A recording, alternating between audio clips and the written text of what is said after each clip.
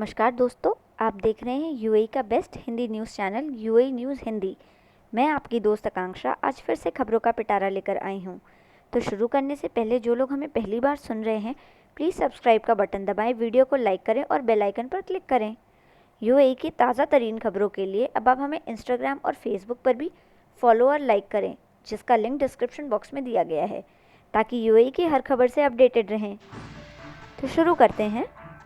UAE में Mars hope probe के launch की तारीख खराब मौसम के कारण फिर से बदल दी गई है। मौसम की परिस्थिति के आधार पर अब नई तारीख 20 जुलाई के आसपास की हो सकती है। होप की लॉन्चिंग साइट जापान के तानोगाशिमा स्पेस सेंटर से वहां भारी बारिश और घने बादलों के कारण मौसम लगातार खराब बना हुआ है।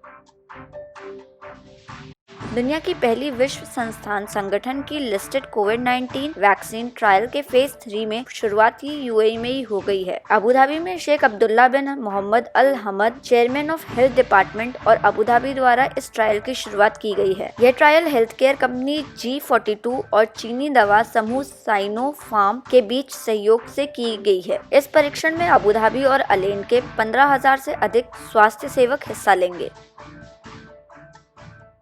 अबू धाबी दुबई बॉर्डर पर स्थित कोविड-19 टेस्ट सेंटर पर टेस्ट कराने के लिए रेसिडेंट्स को प्री बुकिंग करानी होगी। यह मात्र 50 दिरहम से लेजर टेस्ट करने की सुविधा उपलब्ध है, जिसका रिजल्ट 10 मिनट में ही प्राप्त हो जाता है। इस कारण यहाँ बहुत अधिक भीड़ हो रही है, इसलिए प्री बुकिंग की व्यवस्था की गई है। यूएई लौट रहे रेजिडेंट्स यानी क्वारंटीन नियमों का पालन उल्लंघन करते हुए हों तो उन्हें 50,000 दिरहम का जुर्माना लगाया जाएगा। भारत और यूएई के बीच हवाई यात्रा की समीक्षा 20 जुलाई को संभावित है। भारत के civil aviation minister Hardeep Singh Puri ने कहा कि वह वर्तमान में संचालित वंदे भारत मिशन के चौथे चरण में आने वाले यात्रियों और अन्य स्थितियों की समीक्षा की जाएगी। वंदे भारत मिशन के चौथे चरण में 619 उड़ानें संचालित हो रही हैं, जो लगभग 2 लाख से अधिक भारतीयों को वापस ले जाएगी। प्रतिदिन लगभग 20,000 भारतीयों को वापस ले जाया जा रहा है।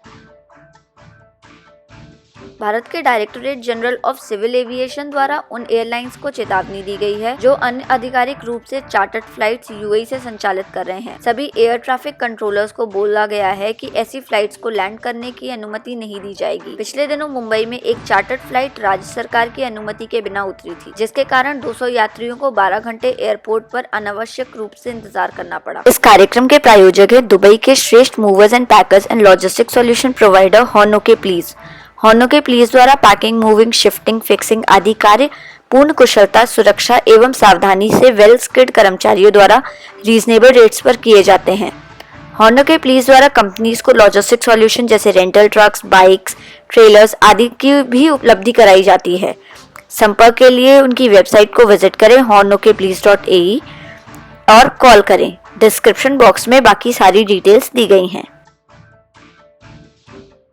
अबू धाबी की एक जुड़वा जोड़ी के द्वारा सीबीएसई 10th ग्रेड के एग्जाम में लगभग समान अंक प्राप्त किए गए हैं। साइक्रू जातू को 94.4% और उनकी बहन वैष्णवी जटू को भी 94% अंक प्राप्त हुए हैं। यह भाई बहन Abu Dhabi Indian school branch 1 अल बाटवा विद्यार्थी हैं। ये दोनों भाई बहन साथ ही साथ पढ़ाई करते थे। Sharjah ruler his highness Sheikh Doctor Sultan bin Mohammed Al Qasimi द्वारा घोषणा की गई है कि शारजा के अरडीट क्षेत्र में एक नई जंगल सफारी इस वर्ष नवंबर के महीने से शुरू होगी। यहाँ कई अलग अलग जानवरों को बसाने के लिए लगभग 1,30,000 पेड़ लगाए जाएंगे। इस सफारी में प्रतिदिन लगभग 5,000 क्यूबिक मीटर पानी की आवश्यकता होगी, जिसकी आपूर्ति पानी से की जाएगी। ग्लोबल इंडियन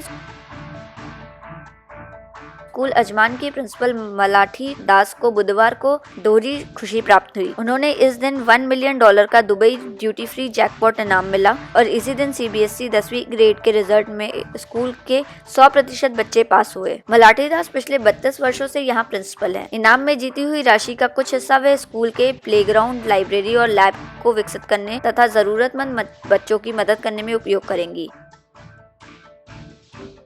दुबई के एक अस्पताल द्वारा एक भारतीय को 7,62,555 दिरहम का बिल माफ किया गया है। हैदराबाद कॉलर वर्कर राजेश लिगोया को कोविड-19 से पीड़ित होने के कारण 26 अप्रैल को उपचार के लिए दुबई के अस्पताल में भर्ती किया गया था। 80 दिन तक उसका उपचार चला। उनके स्वस्थ होने के बावजूद अस्पताल को बिल जमा नहीं करने के कारण उन्हें छुट्टी नहीं दी जा रही थी। सूचना मिलने पर काउंसलर जनरल द्वारा मामले में हस्तक्षेप किया गया एवं अस्पताल प्रबंधन से मरीज को डिस्चार्ज करने के लिए अनुरोध किया गया, जिसे स्वीकार करते हुए अस्पताल प्रबंधन ने उसका बिल माफ कर दिया। भारतीय दूतावास द्वारा राजेश लौगिया के टिकट की व्यवस्था कर 14 जुलाई को उन्हें उनके घर भारत वापस भेज दिया गया। भारतीय दूतावास द्वारा बिल माफ करने के लिए दुबई हेल्थ अथॉरिटी का धन्यवाद भी किया है।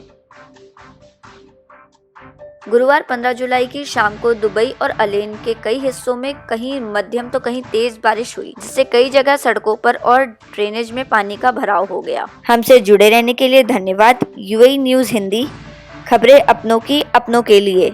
मैं आकांक्षा कल फिर मिलूंगी आपसे, तब तक आप अपना और अपनों का ख्याल रखें। वी आर ऑल रिस्पॉन्सिबल, हम सभी जिम्मेदार हैं। शुक्रिया, सत श्री अकाल, धन्यवाद।